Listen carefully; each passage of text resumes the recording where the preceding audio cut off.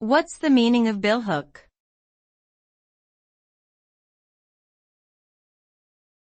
Billhook.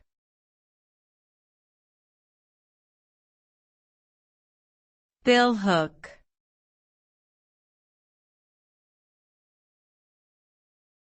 Billhook.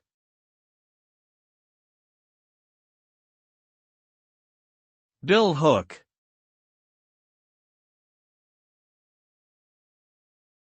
A billhook is a cutting tool with a hooked blade that is used for chopping wood, pruning trees, and clearing brush.